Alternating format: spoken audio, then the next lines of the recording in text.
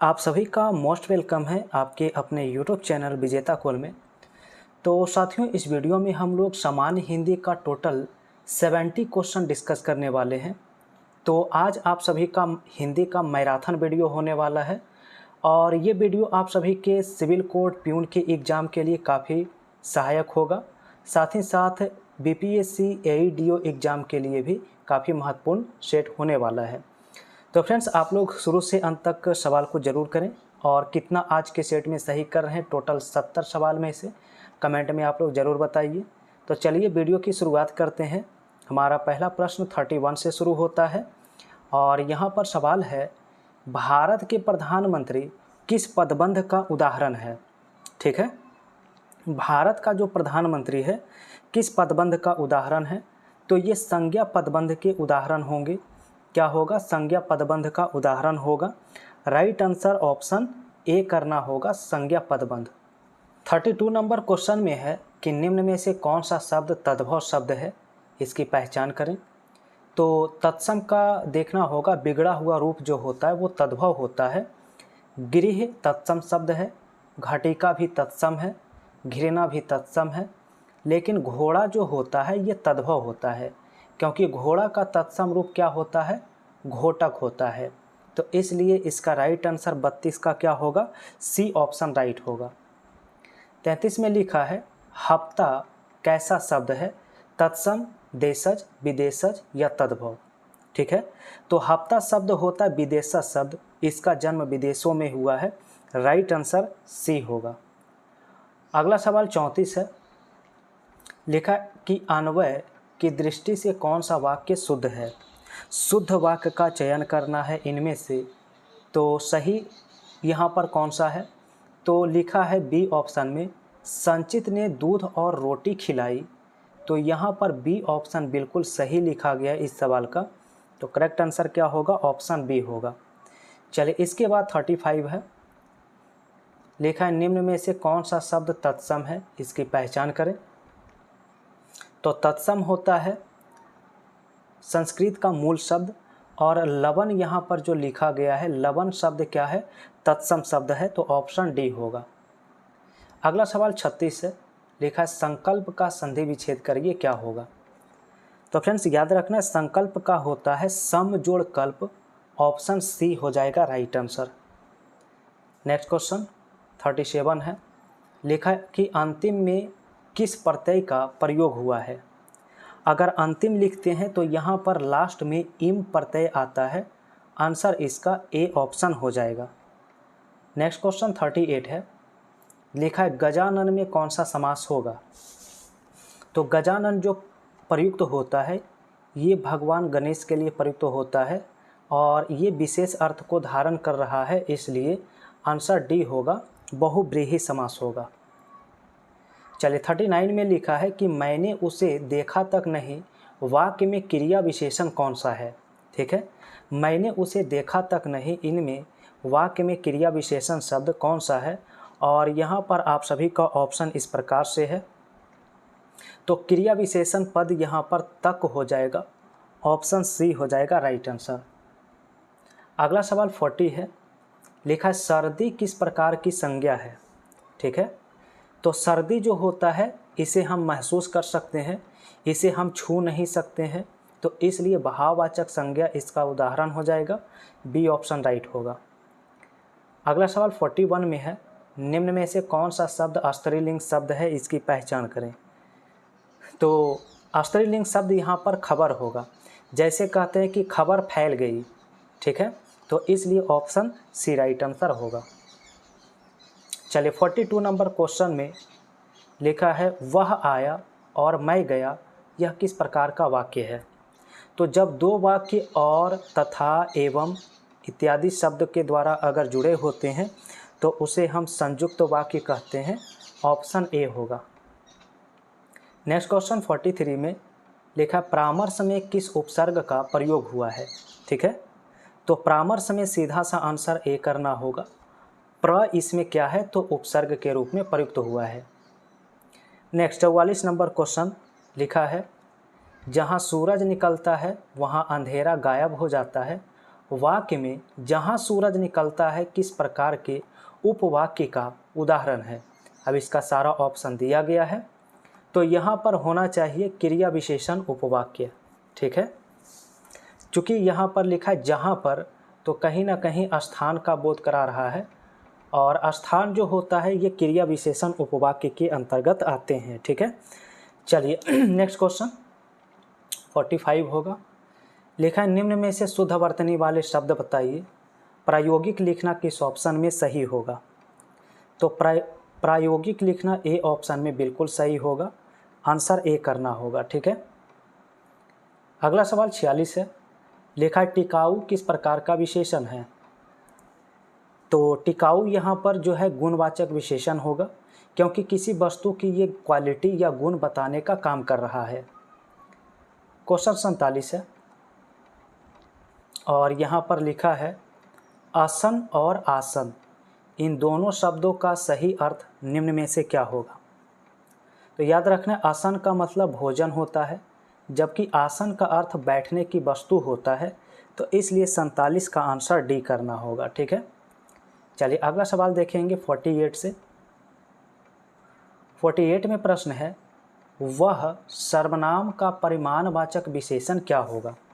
ठीक है, वह सर्वनाम का परिमाणवाचक विशेषण, तो याद रखना है उतना होता है। क्या होता है, उतना, इसका क्या हो जाएगा राइट आंसर। तो यहाँ पर ऑप्शन सी हो जाएगा। अगला सवाल 49। तो 49 में है कि निम्न में से प्रेरणार्थक क्रिया कौन सा है। तो प्रेरणार्थक क्रिया यहाँ पर देखना होगा। प्रेरणार्थक क्रिया होता है कि जिसमें कर्ता स्वयं नहीं कार्य करके किसी दूसरे से करने के लिए प्रेरित करता है, जैसे फैलाना। तो फैलाना शब्द यहाँ पर क्या है, प्रेरणार्थक क्रिया होता है। अगला सवाल 50 दिया है, और क्वेश्चन है पद क्रम की दृष्टि से कौन सा वाक्य शुद्ध है, शुद्ध वाक्य का चयन करें। तो 3 विकल्प में से सही विकल्प का चयन करना है, आंसर सी हो जाएगा। मेरी खूबसूरत कलम नहीं मिल रही है, ये सेंटेंस बिल्कुल सही रूप में लिखा गया है। ठीक है, अगला सवाल 51। लिखा है सविता किसका पर्यायवाची शब्द होता है। सविता पर्यायवाची शब्द होता है सूर्य का, आंसर ए हो जाएगा सूर्य। चलिए 52। लिखा है नग किसका पर्यायवाची होता है। नग निम्न में से पर्वत का पर्यायवाची होता है, याद रखना है पर्वत इसका राइट आंसर होगा। और अगला सवाल 53 है। लिखा है अज्ञ का विलोम शब्द क्या होगा। तो अज्ञ का विलोम शब्द विज्ञ हो जाएगा, करेक्ट आंसर डी है। Next question. लिखा है पुत्री का पर्यायवाची शब्द कौन सा नहीं है। पुत्री का पर्यायवाची कौन सा नहीं है। तो वनिता जो होता है पुत्री का पर्यायवाची नहीं होता है। इसके अलावा तन्या, दुहिता और तनुजा, ये सभी किसके पर्यायवाची होते हैं, तो पुत्री के पर्यायवाची होते हैं। ठीक है, चलिए अब देखेंगे अगला सवाल 55 होगा, और यहाँ पर सवाल लिखा है यह एक अर्वाचीन ग्रंथ है, पंक्ति के रेखांकित शब्द का विलोम शब्द बताइए। यानी कि अर्वाचीन का अपोजिट वर्ड क्या होगा। तो अर्वाचीन का अर्थ होता है नवीन, आधुनिक, तो इसका उल्टा प्राचीन हो जाएगा। प्राचीन ऑप्शन डी में दिया गया है। चलिए नेक्स्ट क्वेश्चन 56 आने वाला है। लिखा है अर्जन का विलोम शब्द क्या होता है। अर्जन का विलोम शब्द क्या होता है, तो इसे व्ययन कहते हैं। ऑप्शन सी इसका क्या हो जाएगा राइट आंसर। ऑप्शंस आपका 57 से 61 तक गद्यांश का प्रश्न है, तो गद्यांश वाले प्रश्न को आप लोग पीडीएफ से कर लेंगे, हम इसे स्किप करके 62 से सवाल सीधा करेंगे। तो 62 में कहा गया है रिक्त स्थान को भरें। लिखा है विचार तो सबके भीतर होते हैं, लेकिन उन विचारों को एक देना हर किसी के बस की बात नहीं। तो इसके लिए कौन सा ऑप्शन यहाँ भरना होगा, तो यहाँ पर फ्रेंड्स दिशा भरना होगा। क्या भरना होगा, दिशा। यानी कि विचारों को एक दिशा देना हर किसी के बस की बात नहीं है। आंसर इस सवाल का क्या हो जाएगा, ऑप्शन ए हो जाएगा। चलिए अगला सवाल 63। लिखा है जिस कृति के लिए कवि नागा अर्जुन को साहित्य अकादमी पुरस्कार मिला वह किस भाषा में रचित है। तो आंसर इसका डी होगा, भाषा है मैथिली। ठीक है। चलिए नेक्स्ट क्वेश्चन आएगा 64। तो 64 नंबर क्वेश्चन में लिखा गया है क्रिया विशेषण के कितने भेद होते हैं। क्रिया विशेषण शब्द के कितने भेद होते हैं? आंसर होगा 4। कितने होते हैं? 4 होते हैं। नेक्स्ट 65 में एक फिलर्स पूरा करना है। कहा गया रिक्त स्थान की पूर्ति करें, ठीक है। क्वेश्चन में दिया है धन हो जाता है, तन जर्जर हो जाता है, साथी और सहयोगी हो जाते हैं। तो 65 में क्या फिलर्स करना होगा? तो सही आंसर बी करना होगा। धन नष्ट हो जाता है, तन जर्जर हो जाता है, साथी और सहयोगी छूट जाते हैं। सही आंसर बी हो जाएगा, ठीक है। चलिए अगला प्रश्न 66 है और इसमें भी फिलर्स ही पूरा करना है। लिखा है जम्मू कश्मीर उत्तर भारत का एक ऐसा राज्य है जहां पर्यटन की संभावनाएं बहुत ही। अब यहां पर क्या भरना होगा? तो परवल शब्द भरना सबसे सटीक होगा। क्या भरना होगा? परवल। ए आंसर इसका राइट होगा। नेक्स्ट क्वेश्चन 67 है और इसमें भी फिलर्स ही पूरा करना है। लिखा गजेंद्र कभी विद्यालय नहीं गया, उसके लिए तो है निम्नलिखित विकल्प में से मुहावरों का पूरा चयन करिए, क्या होगा? इस प्रकार से इस मुहावरा का देखना है। तो 67 का आंसर डी करना होगा। काला अक्षर भैंस बराबर। गजेंद्र कभी विद्यालय नहीं गया यानी क्या हो जाएगा मुहावरा? काला अक्षर भैंस बराबर। 68 लिखा है निम्न में से महीना शब्द का अनेक वचन बनाइए, क्या होगा? तो महीना का अनेक वचन जो बनेगा वो क्या होगा? महीने बनेगा। नेक्स्ट 69 लिखा उचित एवं शुद्ध वाक्य का चयन करें। तो शुद्ध वाक्य इनमें से कौन सा है? सही वाक्य यहाँ पर सी ऑप्शन में लिखा गया है लड़कियाँ सेब खा रही है। तो राइट आंसर इसका सी ऑप्शन हो जाएगा, ठीक है। चलिए अगला प्रश्न 70 देखेंगे। लिखा यह देखिए अरविंद से शिशु वृंद कैसे सो रहे, इस वाक्य में किस अलंकार का प्रयोग हुआ है? तो यहाँ पर उपमा अलंकार का प्रयोग हुआ है, ठीक है। तो उपमा अलंकार इसका क्या हो जाएगा? Right answer. नेक्स्ट 71 है। लिखा है सवाल में इन तिलों में तेल नहीं, इस लोकोक्ति का सही अर्थ निम्न में से क्या होगा? ठीक है, इन तिलों में तेल नहीं, इस लोकोक्ति का अर्थ क्या होता है? तो 71 नंबर सवाल का करेक्ट आंसर ए हो जाएगा। यहाँ आशा पूरा नहीं होगी, ठीक है। चलिए 72 लिखा मृगनयनी उपन्यास के लेखक कौन है? मृगनयनी उपन्यास के लेखक हैं वृंदावन लाल वर्मा। क्वेश्चन 73 है जहाँ पर फिलर्स पूरा करना है। लिखा है डैश सोता है, डैश खोता है। तो यहाँ पर क्या भरना होगा? होना चाहिए कि जो सोता है, ठीक है, जो सोता है वो खोता है, ठीक है। तो यहाँ पर वह आ जाएगा, इसलिए आंसर इसका सी हो जाएगा, राइट आंसर। अगला सवाल 74 लिखा है दिए गए विकल्प में निर्माण शब्द का विरुद्धार्थी शब्द क्या होगा? तो 74 का करेक्ट आंसर डी हो जाएगा। विरुद्धार्थी का मतलब विलोम शब्द होता है, तो निर्माण का उल्टा विनाश होगा। 75 लिखा है किस क्रम में सत्य कथन लिखे गए हैं? तो 75 में पहला ही ऑप्शन सही है। सरकारी कामकाज की भाषा को राजभाषा कहते हैं, ये बात बिल्कुल सही है। क्वेश्चन 76 है जहाँ पर लिखा है कि किस क्रम में सही मेल नहीं है? सही मेल इनमें से किस में नहीं है? पहला ऑप्शन में ग्रह का दशा लिखा है और गृह का घर लिखा है, तो पहला ऑप्शन में मेल इसका सही नहीं है।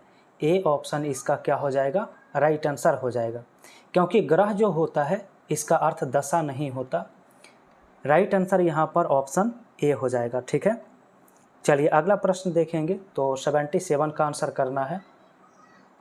लिखा है किस कर्म में सही मेल नहीं है?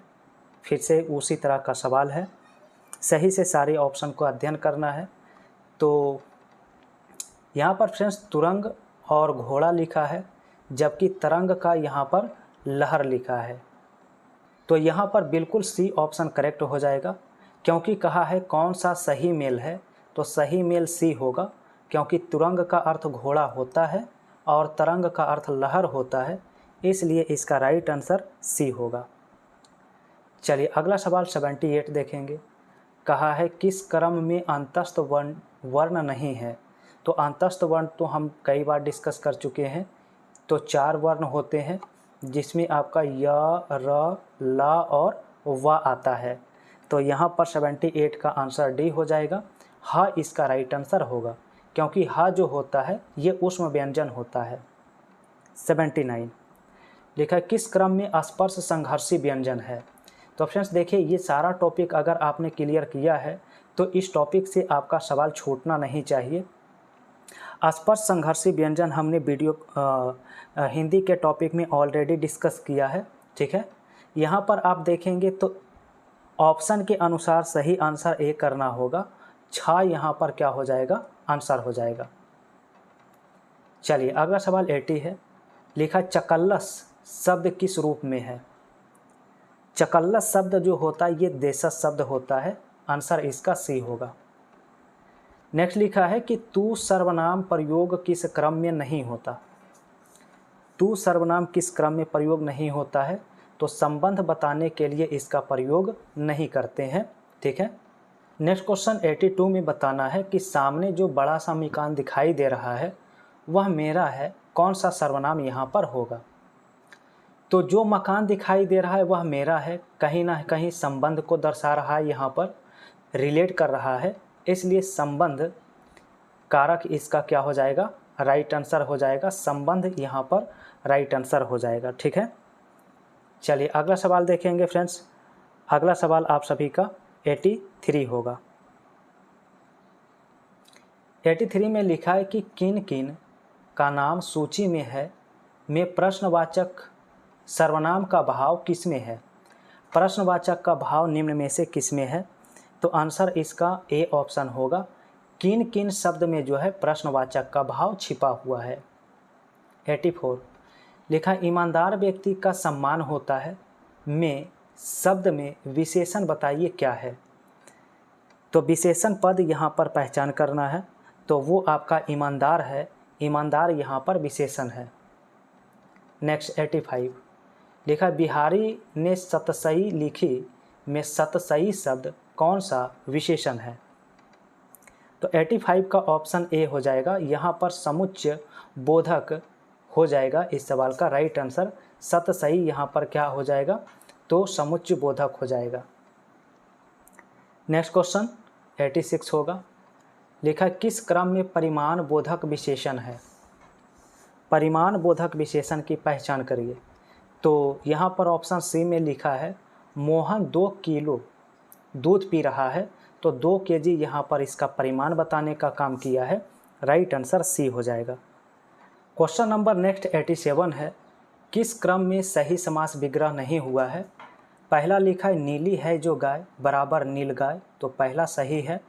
दूसरा बैलों से खींची जाने वाली गाड़ी बराबर बैलगाड़ी, दूसरा भी सही है। तीसरा क्रोध रूपी अग्नि क्रोधाग्नि, ये भी सही है। चौथा यहाँ पर गलत लिखा है नौ है जो विधियाँ बराबर नव विधि, तो यहाँ पर नौ नहीं होता है, नव होता है। सही शब्द यहाँ पर नौ के स्थान पर क्या होना चाहिए, नव होना चाहिए था। नव है जो विधियाँ, तो करेक्ट आंसर डी हो जाएगा, ठीक है। चलिए अगला सवाल 88 होगा। लिखा है निम्न में से अधिकरण तत्पुरुष की पहचान करें। अधिकरण तत्पुरुष इसमें क्या होगा, ठीक है। तो अधिकरण तत्पुरुष यहाँ पर हो जाएगा अश्वरोही। अश्वरोही इसका क्या हो जाएगा, राइट आंसर। क्वेश्चन नेक्स्ट होगा 89 से। यहाँ पर लिखा है किस क्रम में सुमेलित नहीं है, इसकी पहचान करिए। कौन सा सही सुमेलित नहीं है।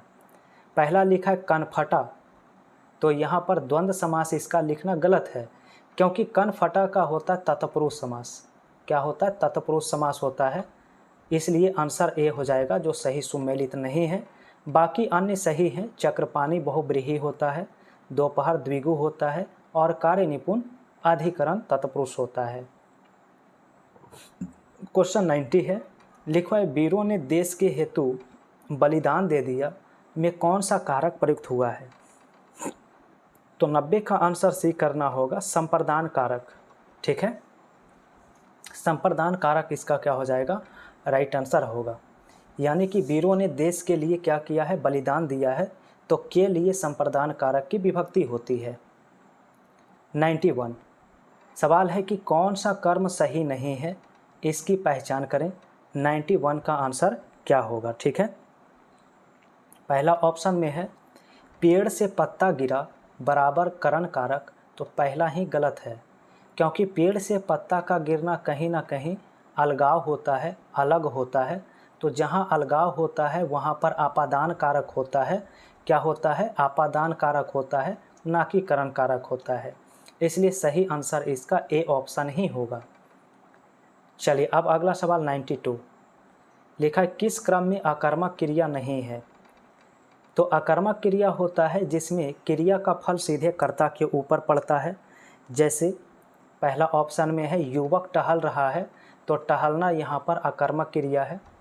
दूसरा है रमेश ने मुझे पत्र लिखा, तो लिखना का प्रभाव यहाँ पर पत्र के ऊपर पड़ रहा है, यानी यहाँ पर कर्म प्रधान है, इसलिए आंसर बी होगा। ये सकर्मक क्रिया यहाँ पर लिखा गया है बी ऑप्शन में, तो ऑप्शन बी इसका क्या हो जाएगा, राइट आंसर। चलिए अगला सवाल 93 है।